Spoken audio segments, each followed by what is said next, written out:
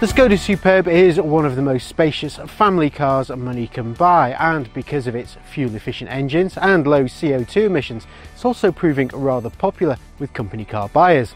And while it may not have the prestige of a German executive saloon, it's definitely a car that's worth considering. From the outside, it definitely has a more grown-up look to it. Okay, it might not have a three-pointed star on the bonnet, but that doesn't mean it wouldn't look out of place in an executive car park. All versions have a seat that's height adjustable and a steering wheel that moves in and out as well as up and down. And all the major controls are sensibly placed and easy to use. Forward visibility is good, but rear visibility is obscured because of the high window line and thick rear pillars. As you might expect, all models come with a decent level of equipment, including Bluetooth, aux-in, DAB radio and steering wheel controls. There's a 5-inch touchscreen on the entry-level S car, and this increases to an 8-inch version on the SEL, which includes sat-nav and integrated Wi-Fi. It is easy enough to use, but the larger screen does have larger icons, which makes it easier to operate while you're on the move. It's not quite as intuitive though as something like the BMW iDrive system, which has a rotary dial. Fit and finish is top quality, with high-grade materials in all the places you're likely to touch often. You might be surprised to hear that the cabin is more roomy than that of a Mercedes S-Class limousine. In fact, you get all this space for a fraction of the price. So if space is a major consideration, then the Superb should be on your list.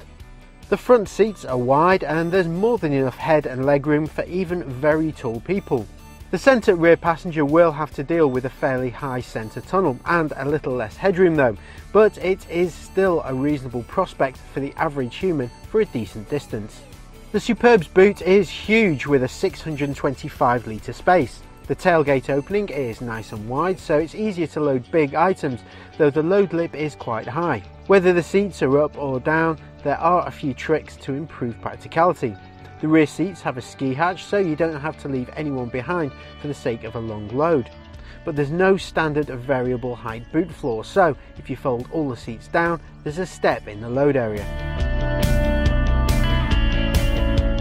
The Superb performs well enough if you avoid the entry-level engines, and if you look higher up the range, there's a pair of sporty 2-litre petrols.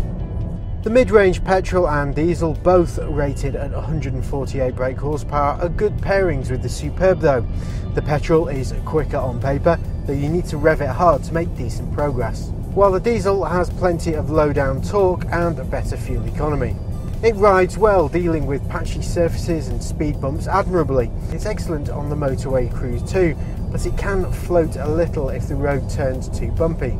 Go for the adaptive suspension and it's even smoother, and avoid the larger 19-inch alloys too for a really comfortable ride. It's not what you'd call a thrilling drive though. The steering doesn't give that much feedback, although it is precise and well weighted. There's plenty of grip available in any version, so it's easy to place through the corners.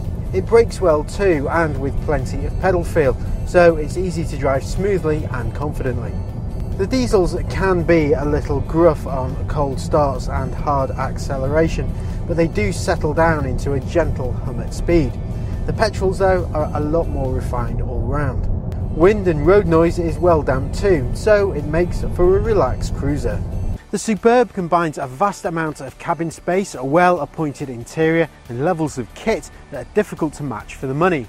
Add in a very comfortable ride and the result is something that shames many premium cars for the ownership experience.